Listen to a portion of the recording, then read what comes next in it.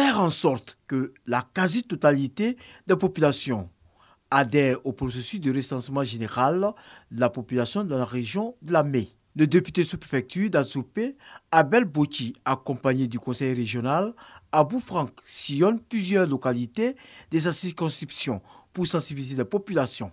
L'opération initiée par l'État ivoirien consiste à connaître le nombre d'habitants par village, par campement, par ville, ce qui permettrait donc à l'État d'apporter le développement un développement conséquent à chaque village, à chaque campement, à chaque ville, à chaque département, à chaque région. Cette opération est suivie de près par l'Organisation des Nations Unies qui a dépêché une mission d'observation dans la zone. Le Fonds des Nations Unies pour la population a décidé d'observer les recensements. Votre honorable député vous l'a dit, c'est très important pour le développement des pays. Et on pense qu'aujourd'hui, un pays seul ne peut pas recenser. Il faut que les autres viennent voir comment ça se passe. C'est dans ce cadre que nous sommes passés. Les populations se disent prêtes à mettre tout en œuvre pour la réussite de l'opération de recensement.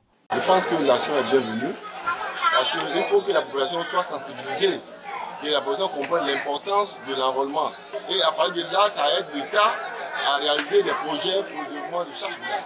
Dans les 24 localités sillonnées, le député Abel Boti a annoncé des actions de développement en faveur des populations vulnérables qui verront le jour sous l'impulsion du Premier ministre Patrick Achi.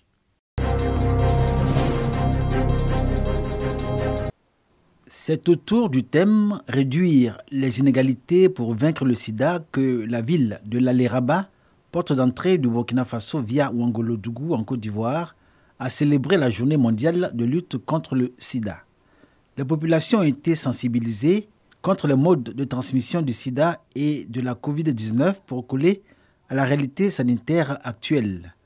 Avec le slogan « Levons les barrières », l'ONG Eden Lumière Action Korogo, soutenue par l'entreprise Scanning System, a exhorté la population de l'Alé-Rabat à se mobiliser pour réduire le taux d'infection de ces deux maladies en Côte d'Ivoire. Cette campagne de sensibilisation relève des mesures de recommandation de l'étude d'impact environnemental et social qui a été menée du fait de l'interaction entre les travailleurs qui sont venus d'Abidjan et de la région, qui sont pris localement avec les populations riveraines et les populations migratoires entre les deux pays, la Côte d'Ivoire et le Burkina, sur les velléités de contagion ou de propagation du VIH-Sida et de la Covid-19. La célébration de la journée de lutte contre le sida a été un moment de sensibilisation des populations.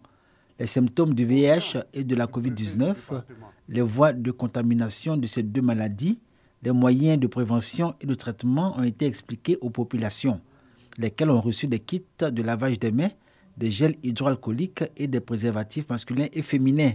Une invitation aux populations à respecter les mesures barrières et de protection, respectivement contre la Covid-19 et le VIH-Sida. Cette campagne de sensibilisation nous rassure et nous aide aussi à sensibiliser nos populations, à ne pas perdre de vue les mesures préventives que nous devons observer pour nous préserver contre le VIH, mais aussi toujours ne pas perdre aussi les 12 mesures barrières afin de toujours nous protéger contre le coronavirus. La commémoration de la journée mondiale de lutte contre le sida est un moyen de renforcement de la vigilance des populations de l'Alé-Rabat, localité frontalière qui connaît un flux massif de population, une zone d'échanges économiques et commerciaux propice à la propagation du VIH-Sida et de la Covid-19.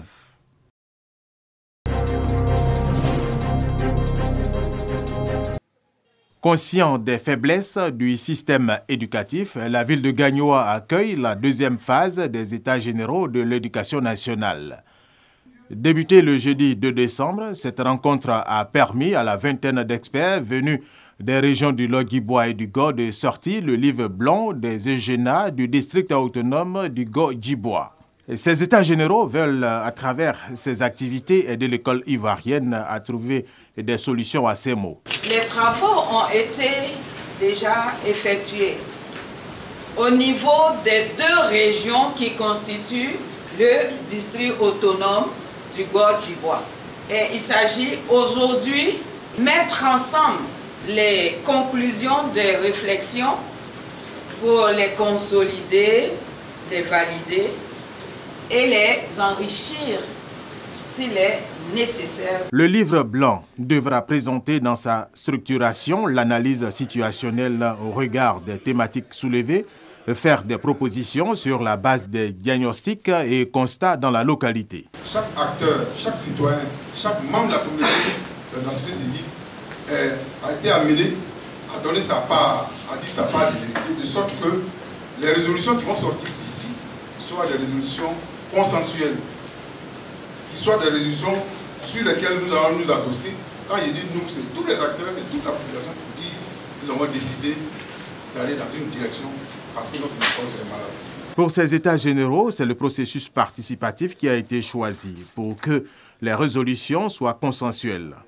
Tous vont s'appuyer justement sur ces résolutions pour aider l'école ivoirienne à trouver des solutions à ces maux. Les travaux durent 3 jours. Le livre blanc sera présenté officiellement 8 jours après les conclusions.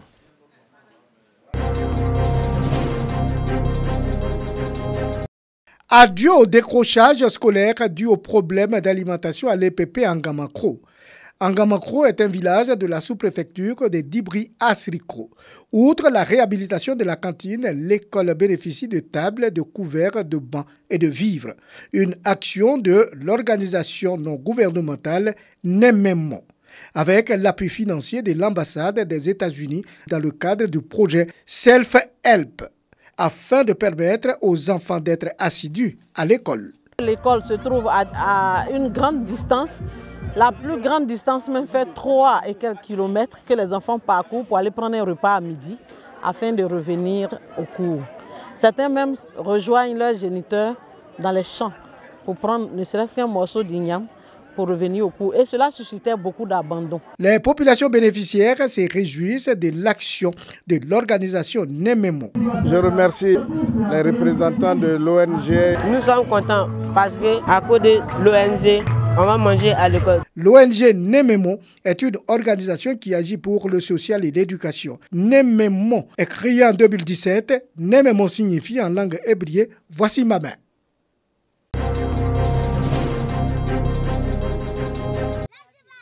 Mariam vend de la ticket aux poissons frits depuis une dizaine d'années à Dantogo, son village natal. L'activité lui permet d'assurer son quotidien et celui de sa progéniture. Grâce à Dieu, je gagne pour moi dessus. Je prends pour faire les petits besoins. Souvent, les enfants sont malades. On a un problème d'argent, on prend aussi. Non loin du village, des jeunes à la tâche dans un champ. Ils vivent de ces travaux champêtres. Les activités de la jeunesse, comme vous voyez, c'est les travaux champêtres. Après les travaux champêtres, peut-être que pendant les campagnes d'Anakad, on a des enfants qui se débrouillent aussi dans ce commerce d'Anakad aussi. Ces jeunes reçoivent la visite du sénateur de la région du Béré. Le lui est venu leur apporter son soutien et encouragement. Engagés pour leur autonomisation, ces jeunes femmes, mais un appui de bonne volonté pourrait davantage leur permettre de renforcer l'existant et diversifier leurs revenus. Si tu prends un poisson 10 000 comme cela, souvent l'argent sort, souvent ça ne sort pas. On n'arrive même pas souvent à scolaariser nos enfants vous voyez, le champ, une famille, un champ, ça peut prouver que ce n'est pas rentable. Nous demandons vraiment que l'État nous aide beaucoup sur des projets où on peut scolariser nos enfants pour tout. Un appel perçu par l'élu local qui fait don de 3 millions de francs CFA aux populations.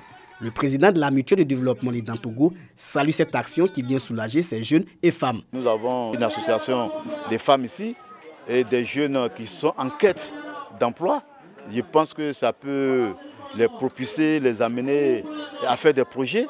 Le parlementaire situe son geste dans le prolongement des actions sociales du gouvernement. Vous savez, quand on aide les femmes, c'est comme tu t'aides toi-même. C'est ce que j'ai fait parce que les femmes n'ont pas de grands moyens.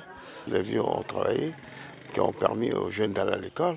Il faut qu'ils travaillent pour qu'ils envoient aussi leurs enfants à l'école. Quand on les a trouvés en train de travailler, ça nous a fait bon mon cœur. Je voulais quand même leur dire merci et de continuer à travailler pour les parents. Comme dans les autres localités, à Tongoulé, un quartier de Mankounou, le sénateur Mamadou Bamba a fait don de 3 millions de francs CFA à des femmes.